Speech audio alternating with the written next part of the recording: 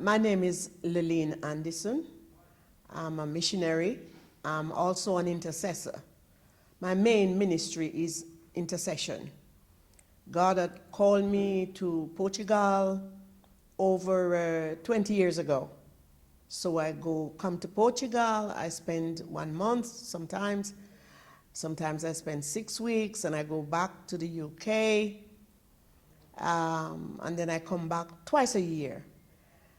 I've been working with Miguel over 10 years in the association, working with his vision, working with the men, not just working, but praying and encouraging them and preaching to them and all that need to be done. So this is a privilege that the Lord has given to me to be a part of this association and also a part of the Portuguese. I'm not a Portuguese, but Portugal is in my heart. I was born in Jamaica, but I'm now living in the UK for many, many, many years. But I pray and I intercede for the Portuguese nation because I believe God have a plan for this nation, and this is why I'm here. I think the first thing this community need is love. And when you show them love, because many of them are like children, even though they are older men, but they are like children. So you have to have love and compassion. This is the two main attitude that anybody have to have when you're dealing with people with different problems. So even when I'm not here in Portugal, I pray for the people. Some of them can speak a little English, and we have a little conversation. We have a little conversation with them, and they will share about themselves, and I pray with them and encourage them. So it's a joy.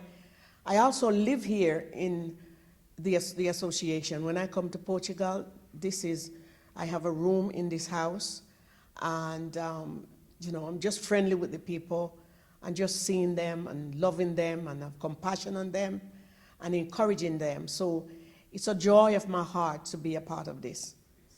So I'm here twice a year. I'm here in May. I spend sometimes 1 month, sometimes 6 weeks. But every day I'm here. I also work with another church, which is Shalom. I'm the international intercessor for Shalom. But yeah, I stayed here, I live here for a month, sometimes 6 weeks. I go back to the UK, to my family and my home. And then I come back September and October.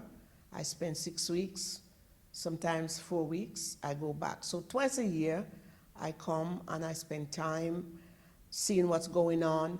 Not only that, but I constantly have a conversation with Miguel on the phone to see how things are going, how the men are doing, does he need any area for prayer? And so this is constantly happening as I, work with him. It's an honor. It's a privilege. It's godly. This is what God teaches us to do. Help the poor. Help those that are in need. Pray for them. Help whatever way you can. So it's not only to help with finance, even though finance is very, very important, but you can help with your finance. You can come to spend a week or two in the association to work with the men and to encourage them and to serve. Serving is a very, very powerful key in the area of being a child of God or a Christian, because Jesus said, when he came to earth, he said, I didn't come to be served, but I come to serve, meaning I don't come for you to serve me, I come to serve you. So when you do all this with a loving heart and a heart of compassion, God is glorified when we serve. Okay, as I said just now, that God is a God of love, He's a God of compassion, He's a caring God. He's not a selfish God. That's why he created man in his image, so we can serve, not only serving God, but to serve others. So he is the creator, and he's a God of love. He gave. The Bible said he loved the world, and because God loved the world, he gave us his son to redeem mankind back to himself. So the creator that we serve is a loving God, is a caring God, is a father. He loves the world, he loves mankind. So for us to please him, we have to show love. And love cannot just come from your own human love. The Bible talks about agape love without any condition. That's how God loved us. And that's what he wants us to do. When I show love to someone, it's because of the love of God in me. Because normally, the human nature is selfish, and all human think about is themselves. But when Christ is in you, when God is in you, then you can reach out to show his love to other people. Jean Miguel, I know him over 10 years ago. He's got a heart of gold. He's kind. It's not easy to find a person like John. He have given up everything. When I asked him, when I met John, and I asked him, so what made you start to do this type of work? And he told me that he saw a man on the street, didn't have anything to eat, didn't have anywhere to go, and God speak to his heart. And that's why he's still in this association.